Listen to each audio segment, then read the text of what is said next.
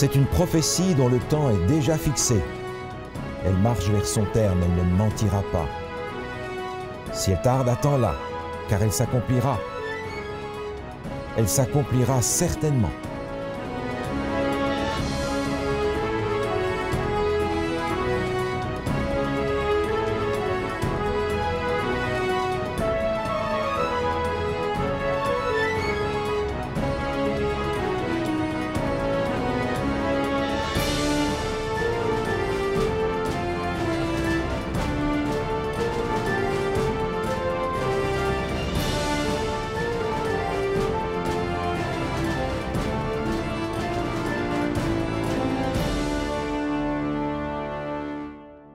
Bonjour à tous, chers auditeurs. Ça nous fait plaisir de vous avoir avec nous ce matin. Et on poursuit aujourd'hui l'étude du livre du prophète Daniel, mais cette fois-ci au chapitre 3. Et avec nous, nous avons encore ce matin le pasteur Scalier. Bonjour, pasteur. Bonjour, Michael. Donc, aujourd'hui, le chapitre 3 a quelque chose de particulier. En fait, on retrouve un élément essentiel qu'on a retrouvé dans le chapitre 2, c'est-à-dire une statue. Exact. Et cette statue-là, par contre, avec la définition, la description qu'on a trouvée dans le chapitre 2 est plutôt différente à l'intérieur du chapitre 3. Et en même temps, le personnage, on peut dire, principal, le prophète Daniel, n'est pas présent à cette histoire-là. Par contre, il y a des nouveaux personnages qui sont là, ce sont ses amis. C'est juste. Donc, qu'est-ce qui se passe un peu dans cet début de chapitre 3? Alors, le chapitre 3 s'ouvre d'une façon particulière. On apprend que Nebuchadnezzar fait une statue énorme. Il nous est dit qu'elle a 60 coudées de haut, 6 coudées de large. On est maintenant environ 10 ans, peut-être même un peu moins, après l'événement du chapitre 2. Nebuchadnezzar a continué à penser à cette affaire de statue et aujourd'hui, il veut défier ce que la vision lui a indiqué à son sujet. Il n'aimait pas la vision qui lui a été donnée. Mais non, parce que Daniel lui a dit « tu es la tête d'or ». Mais lui, ça ne lui convient pas, il veut être tout entier en or. Jusqu'aux orteils. Il veut montrer par là que son royaume est permanent. Son royaume ne va pas juste durer un moment et être remplacé par un autre. Cette idée ne lui convient pas. Donc il veut ici défier la statue qu'il a vue au chapitre 2, défier Dieu, défier autrement dit le royaume permanent de Dieu parce que la statue va éclater au chapitre 2. Lui, il va en faire une qui est toute en or, de haut en bas, pour montrer que son royaume est absolument permanent. Cette statue est intéressante parce qu'elle est très haute, elle est probablement montée sur un socle, et il n'est pas impossible que Nebuchadnezzar ait son trône au sommet de ce socle, au pied de la statue. Et on est intéressé par la mesure. C'est énorme, c'est environ 30 mètres de haut. 30 mètres de haut par environ 3 mètres de large, c'est ça, quelque chose comme ça. C'est ça. Donc cette statue est posée sur un socle probablement. Et le chiffre ici est intéressant parce qu'on a 60 et on a 6. Babylone avait un système sexagésimal pour compter. Okay. Et ce chiffre 6 est caractéristique de Babylone. On va retrouver ça dans l'Apocalypse d'ailleurs, avec 666, le fameux chiffre qui a fait tant parler beaucoup de gens. C'est la même chose que l'on a ici. En réalité, Nebuchadnezzar essaye d'être Dieu, de se présenter comme divin et d'être adoré. Et 3 est en rapport avec la divinité. 666, c'est donc l'homme qui essaye de se présenter comme Dieu. Okay. Et c'est exactement ce que Nebuchadnezzar est en train de faire. Ça, c'est la raison pour laquelle on se questionne parfois pourquoi tant de détails dans la Bible. Là, on a des mesures. Bien, la raison de pourquoi ces mesures-là, c'est ce que vous venez de nous présenter. L'homme veut se mettre à la place de Dieu. Exactement. Au chapitre 2, à la fin, il nous était dit que Dieu va susciter un royaume qui ne sera jamais détruit. Okay. Le mot apparaît une fois au chapitre 2. Okay. Au chapitre 3, il apparaît 8 fois. Comme si Nebuchadnezzar voulait véritablement être celui qui va susciter ce royaume permanent, mais c'est lui-même. Et puis les autres détails. On sait par exemple qu'elle est dressée dans la vallée de Dura. Oui, oui. Et Dura, c'est une vallée qui est tout à fait identifiable aujourd'hui. Elle se trouve à 5 km seulement au sud de Babylone. C'est un grand espace et ça pourrait être un des endroits possibles pour la construction de la tour de Babel. Quand on se réfère à Genèse, chapitre 11, où l'histoire de la tour de Babel nous est racontée, on apprend qu'elle a été construite dans la vallée de Shinéar. Et on pourrait imaginer que ces deux lieux soient identiques. On comprend maintenant ici pourquoi le lien entre la tour de Babel et les événements du chapitre 3 sont absolument importants, parce que c'est la même mentalité, c'est le même état d'esprit, c'est la même intention. Donc, le texte nous parle d'une grande cérémonie. Donc, le roi fait venir tous ses gouverneurs de tout son empire, les place devant sa statue, comme vous l'avez mentionné, pour un peu serrer la vis, comme on dit ici, leur montrer qui mène. C'est ça. Et là, ensuite de ça, on regarde vers le roi et on se demande, est-ce qu'il n'est pas un peu mégalomane? Est-ce qu'il y a aussi une autre idée derrière la tête? Absolument, il a une idée religieuse très précise. D'ailleurs, on se souvient qu'à la fin du chapitre 2, le royaume de Dieu avait détruit tous ces royaumes-là et s'étendait sur le monde entier. Nebuchadnezzar ici rassemble pour lui le monde entier, c'est-à-dire son empire, toutes les nations qu'il a soumises doivent être représentées là. Donc il veut véritablement remplacer le royaume de Dieu ici. Et on se rend compte qu'il va faire jouer à la musique un rôle particulièrement important. Il y a toutes sortes d'instruments qui sont là utilisés, des instruments très forts, et on remarque que c'est la musique qui va conduire ce culte qui est véritablement réalisé ici. C'est un culte de masse, c'est une religion de masse, c'est une religion forcée, c'est une religion imposée. Et de cette manière-là, on a quelque chose d'intéressant ici, c'est l'utilisation de la musique. OK. La musique joue un rôle vraiment important. Essentiel. OK. C'est la musique qui va diriger toute chose.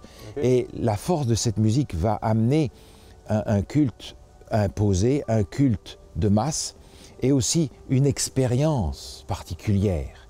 C'est la musique qui va donner le ton, si on peut dire les choses comme ça. Okay. Une musique forte, une musique qui dirige, une musique qui conduit. Et on a là un contraste important avec la musique biblique. Okay. Dans le deuxième livre des Chroniques, au chapitre 29 par exemple, Dieu va donner des instructions aux prophètes à transmettre au roi David pour qu'il construise des instruments particuliers pour le culte de son temple. C'est le luth, c'est la harpe, des instruments très doux. Ben oui. La cymbale, la trompette et le chauffard, qui est donc la corne de chèvre transformée en trompette, sont des instruments qui sont utilisés pour marquer des temps différents dans le moment du culte. Okay. Mais le culte de la Bible est un culte très doux, très paisible. Ce n'est pas un culte qui amène à l'extase, qui amène à l'excitation et qui peut amener par conséquent aussi à la manipulation. C'est un culte d'adoration personnelle, relation avec Dieu. C'est de ça qu'il est question. Chacun des instruments ont leur place et sont utilisés de façon différente. De façon très différente, pour obtenir une ambiance d'adoration qui est fondamentalement différente. OK. Donc, si les gens refusent d'adorer la statue, ils sont jetés au feu, c'est la peine de mort. Donc, on parle d'intolérance religieuse, et c'est pas la première fois qu'on entend ça durant l'histoire. Oui, tout à fait. D'ailleurs, Nebuchadnezzar a cette habitude de brûler ceux qui sont en rébellion, comme les Assyriens le faisaient d'ailleurs avant lui. On a un exemple dans Jérémie, chapitre 29, où il nous est dit que 2 faux prophètes ont été condamnés par Nebuchadnezzar et deviennent une malédiction. Et il est dit que l'Éternel te traite comme Sédécias et comme Akab, que le roi de Babylone a fait brûler vif. Donc c'était dans leurs habitudes de faire ça. Ici, on a une question d'adoration. Et l'adoration ne peut pas être imposée, elle ne peut pas être forcée. L'adoration, c'est une relation.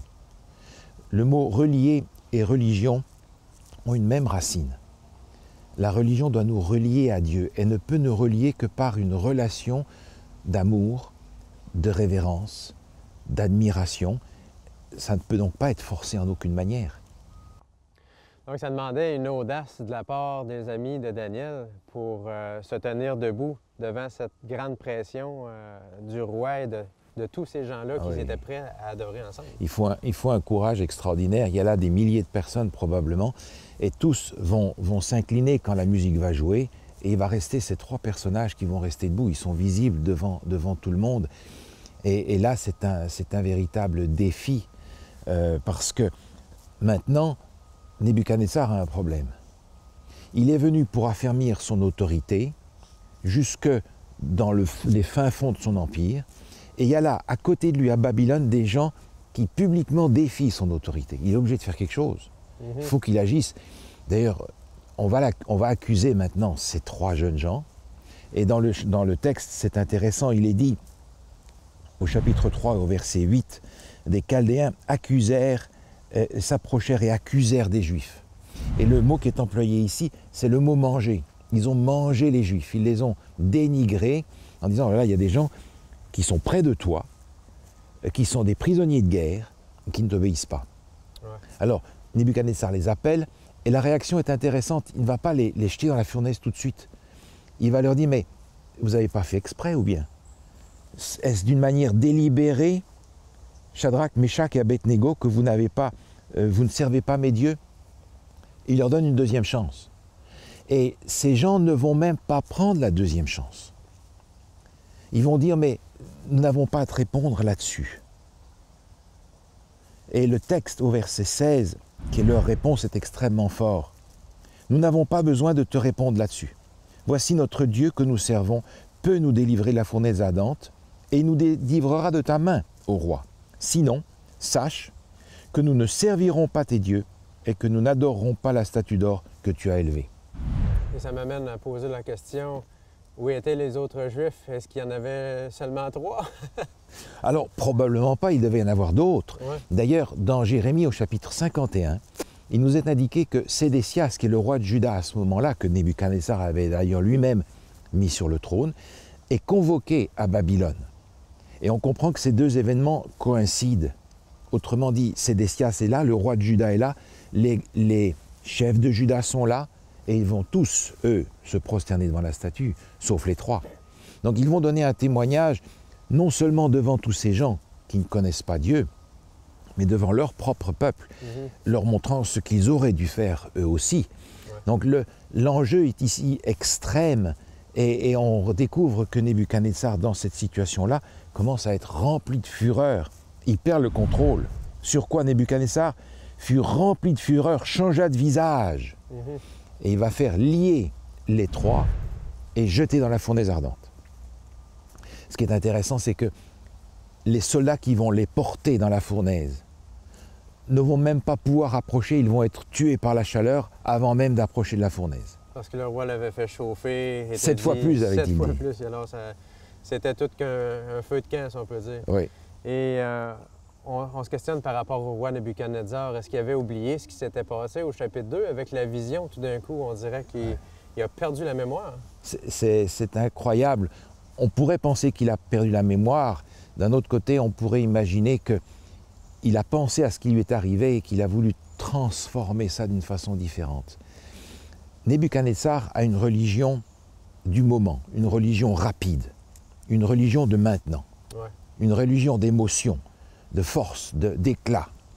Et par opposition, les Hébreux ont une religion d'avenir. Leur foi, c'est une foi dans les promesses que Dieu a faites pour l'avenir. Et ils le disent, notre Dieu peut nous délivrer. Et il y a ce sinon qui arrive dans le texte qui est intéressant parce que Nebuchadnezzar va dire, si vous n'adorez pas, je vous jette dans le feu. Et les Hébreux répondent, ils disent, si Dieu ne nous délivre pas, on n'adorera de toute façon pas ta statue. Il y a ce texte qui se répond ici et qui montre que les 3 Hébreux reprennent le roi là où il est et lui montrent une foi tout à fait différente de la sienne. Ce n'est pas une foi du moment, ce n'est pas une foi d'excitation, ce n'est pas une foi courte, c'est une foi longue, à long terme, c'est-à-dire c'est une relation avec Dieu et c'est ce qui permet à ces Hébreux de tenir parce qu'ils connaissent le Dieu qui les appelle à un avenir heureux. Ce n'est pas une foi qui fonctionne par la peur non plus. Ils sont prêts à aller jusqu'au bout parce qu'ils font confiance à leur Dieu. Ce n'est pas une religion de masse, de menace. C'est une religion de relation avec Dieu et ils le connaissent, ce Dieu-là. Donc les soldats les plus forts de l'armée de Nebuchadnezzar amènent les 3 amis, les jettent dans le feu et finalement il y a un miracle extraordinaire qui se produit à ce moment-là. Alors c'est le centre en fait de ce chapitre. Et Nebuchadnezzar est le premier à le voir et il dit voici, je vois 4 hommes sans lien qui marchent au milieu du feu et qui n'ont point de mal. Nebuchadnezzar est le premier qui se rend compte qu'on en a mis 3 dans le feu, puis maintenant il en voit 4. Et c'était qui ce 4e-là? Alors lui-même va le dire, curieusement. Ouais. Il dit la figure du 4e ressemble à celle d'un fils des dieux. Okay. Alors cette expression que l'on retrouve aussi dans l'Ancien Testament d'une façon régulière est extrêmement importante parce qu'il ne s'agit pas d'engendrement ici, pas du tout. On a dans l'Ancien Testament, par exemple, l'expression « fils de bœuf » pour désigner un animal, fils de la mort pour désigner la nature mortelle de quelqu'un. Donc fils de n'est pas du tout en rapport avec engendrement, fils de est en rapport avec la nature. C'est un fils des dieux et Nebuchadnezzar reconnaît que le quatrième personnage est un personnage divin. Dans la Bible encore, quand on parle de fils de Dieu, on parle de Jésus. Et on ne peut absolument pas partir dans la notion d'engendrement. On est en train de dire, d'après les expressions bibliques, Jésus est de nature divine, complète et entière. Fils de l'homme, c'est un sujet qu'il aimait apporter, utiliser. Fils de l'homme, nature humaine, complète aussi. Et c'est intéressant, Nebuchadnezzar va appeler Shadrach, Meshach et Abednego à sortir, mais il ne va pas appeler le quatrième. Ouais. Parce qu'il sait à qui il a affaire. OK. Lui, c'est préférable qu'il reste dans le feu. D'après Nebuchadnezzar, probablement. OK. Et justement, en parlant du feu, on se pose la question, pourquoi est-ce que Dieu n'aurait pas pu mettre un terme à cette fournaise ardente, à chauffer 7 fois plus fort que d'habitude? Dieu aurait pu éteindre le feu à mesure que les amis avaient été jetés dans le feu, non? Ah oui, c'est la première réaction qu'on a. C'est tout à fait juste. On pourrait s'attendre à ce que Dieu intervienne, que le feu ne fonctionne pas, etc. Mais ici, on a une image exactement de la manière dont Dieu nous sauve. Jésus qui est venu dans le feu est venu les sauver dans le feu. Il n'est pas venu les sauver du feu. Okay. Et c'est une image exactement de l'incarnation. La référence avec Babel à laquelle qu'on a fait tout à l'heure s'applique ici aussi. À la tour de Babel, les hommes voulaient s'élever pour monter jusqu'au ciel. C'est de cette façon-là qu'ils voulaient se sauver. Maintenant, Dieu nous apprend que pour nous sauver, c'est lui qui descend. C'est lui qui vient parmi nous. L'incarnation et la croix sont un exemple frappant de cette manière dont Dieu nous sauve du feu, il nous sauve dans le feu, il vient avec nous, Emmanuel, Dieu avec nous. Donc si on a des épreuves dans notre vie, Dieu va être avec nous au travers ces épreuves-là, mais n'enlèvera pas nécessairement ces épreuves-là. Dieu avait fait une promesse d'ailleurs, cette promesse dans Ésaïe qui s'applique ici, et permettez que je la lise parce qu'elle est très belle. « Ainsi parle l'Éternel qui t'a créé, ô Jacob, celui qui t'a formé, ô Israël. Ne crains rien car je te rachète. Je t'appelle par ton nom, tu es à moi. Si tu traverses les eaux, je serai avec toi. Et les fleuves, ils ne te submergeront point. Si tu marches dans le feu, tu ne te brûleras pas. Et la flamme ne t'embrasera pas, car je suis l'Éternel, ton Dieu, le Saint d'Israël, ton Sauveur. » En saisissant ces promesses-là, ces jeunes gens ont rendu un témoignage énorme devant toute cette assemblée. Ils ont confiance dans les promesses de Dieu. Et ils ont rendu un témoignage comme ce que l'on trouve dans le livre de l'Apocalypse, par exemple, au chapitre 12, où se trouve là encore une indication de la puissance du témoignage de ceux qui, à la fin des temps, se positionneront comme ces trois hommes dans la situation où ils se trouvent. À la fin des temps, dans le chapitre 12 de l'Apocalypse, il est question de ceux qui aussi seront testés dans leur foi. Et il est dit, « Ils l'ont vaincu à cause du sang de l'agneau, à cause de la parole de leur témoignage, et ils n'ont pas aimé leur vie jusqu'à craindre la mort. » Voilà le témoignage que ces gens ont donné, un témoignage puissant et qui nous rappelle comment Jésus lui-même veut venir nous sauver au travers du feu. Donc, dites-moi, pasteur, encouragez-moi, est-ce que le roi Nebuchadnezzar a finalement fini par comprendre à qui il avait affaire lorsqu'il a affaire à Dieu?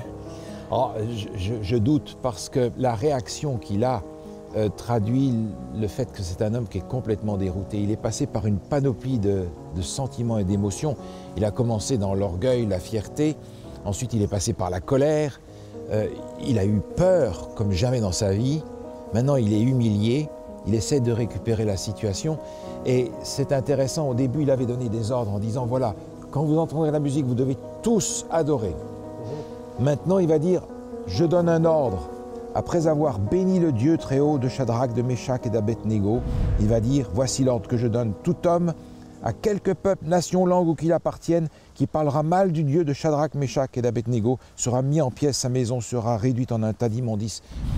La violence qu'il avait mis dans le début, il la met maintenant dans la situation encore. c'est une situation que l'on a constamment lorsque la religion devient vide, lorsqu'elle n'a plus le contenu nécessaire et la force en elle-même, alors on va compenser par la force à l'extérieur. Et c'est ce que l'on a avec le peuple juif du temps de Jésus. Jésus apporte la véritable relation avec Dieu, mais on va le mettre à mort. C'est ce que les Romains vont faire avec les chrétiens. C'est ce qui arrive ensuite avec les croisades, avec l'Inquisition, avec le communisme, avec l'islam. Il va falloir que la religion soit véritablement une relation avec Dieu. Et qu'on applique ce que Jésus a dit. Rendez à César ce qui est à César et à Dieu ce qui est à Dieu. On ne peut pas mélanger l'État et la religion. C'est un explosif. Il faut absolument garder ces choses séparées. Donc, cette histoire-là, pasteur, nous place durant l'Antiquité. On parle de 600 ans avant Jésus-Christ.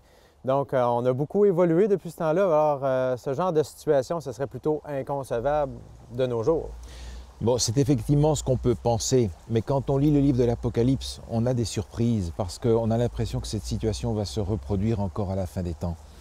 Dans le livre de l'Apocalypse qui parle de la fin, au chapitre 17, il est question d'une femme et il est dit ici au verset 5, « Sur son front était écrit un nom, un mystère, Babylone la grande, la mère des prostituées et des abominations de la terre.